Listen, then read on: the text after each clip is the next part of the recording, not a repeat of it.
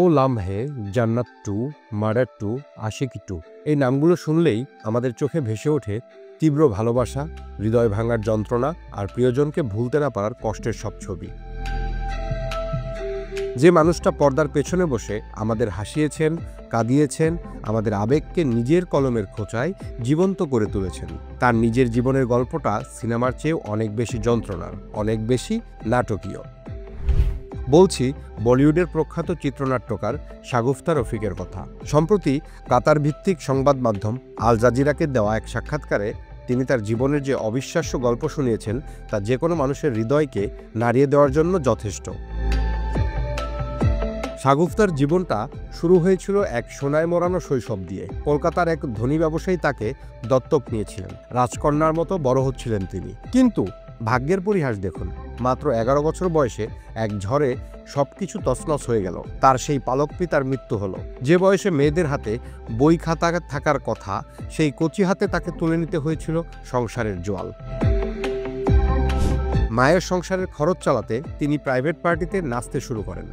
তিনি বলেন, আমি খুব অল্প বয়সেই বুঝে গিয়েছিলাম এই পৃথিবীতে নারীরা কতটা অনিরাপদ। আপনার কাছে কত টাকা আছে সেটাই নির্ধারণ করে দেবে আপনি সম্মান পাবেন কি না।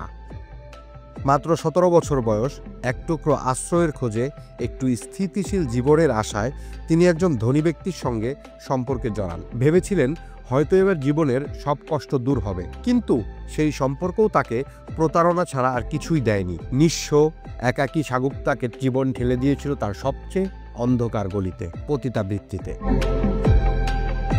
সেই ভয়াবহ দিনগুলোর কথা স্মরণ করে তিনি বলেন, এটা একটা দুষ্টচক্র ছিল, এক অন্ধকার চোরাবালিতে আমি তলিয়ে যাচ্ছিলাম। এর থেকে বেরিয়ে আসা সহজ ছিল না, আমি আটকে পড়েছিলাম। বাঁচার জন্য, ওই নরক থেকে বেরিয়ে আসার জন্য আমি বার ডান্সার হলাম। তারপর পালিয়ে গেলাম মুম্বাই, মুম্বাই থেকে দুবাই।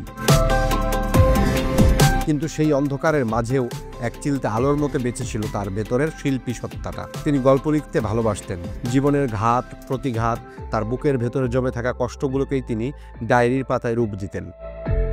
প্রাতিষ্ঠানিক কোনো প্রশিক্ষণ ছিল না, তাই একের পর এক প্রযোজনা সংস্থা তার মুখের ওপর দরজা বন্ধ করে দিয়েছে, কিন্তু তিনি হাল ছাড়েননি। অবশেষে তার জীবনের মোড় ঘুরিয়ে দিলেন একজন মানুষ, মহেশ ভাট। জহুরি যেমন জহর চিনে, মহেশ ভাট ঠিক তেমনি চিনেছিলেন শাগুফতার ভেতরের আগুনটাকে। তিনি শুধু শাগুফতাকে সুযোগই দেননি, হয়ে উঠেছিলেন তার পথ প্রদর্শক, তার অভিভাবক। এরপর আর পেছনে ফিরে তাকাতে হয়নি। মহেশ ভাটের প্রযোজনা সংস্থা বিশেষ ফিল্মসের ব্যানারেই শাগুফতা লিখলেন একের পর এক সুপারহিট সিনেমার চিত্রনাট্য।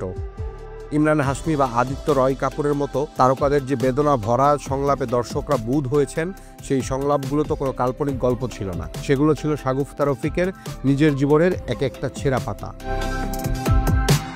কিন্তু শাগুফতার উড়ান এখানেই থেমে থাকেনি। কলমের শক্তিতে বলিউড কাঁপানোর পর তিনি বসলেন পরিচালকের চেয়ারে।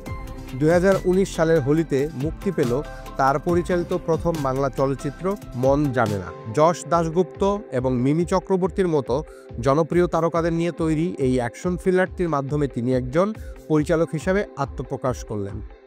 যে নারী একদিন পরিচয়ের অভাবে প্রযোজকদের দরজায় ঘুরতেন, সেই তিনিই তারকাদের নির্দেশক হয়ে উঠলেন। শাগুফতা রফিকের এই জীবন কাহিনী তাই শুধু একজন শিল্পীর ঘুরে দাঁড়ানোর গল্প নয়, এটা হলো পাকের ভেতর থেকেও পদ্ম হয়ে ফুটে ওঠার এক জীবন্ত দলিল। এটা হলো প্রতিকূলতার মুখে দাঁড়িয়ে মানুষের অদম্য ইচ্ছাশক্তির এক অনন্য অনুপ্রেরণা, যা আমাদের শেখায় জীবনের টানেল যতই অন্ধকার হোক না কেন, তার শেষে আলো থাকবেই।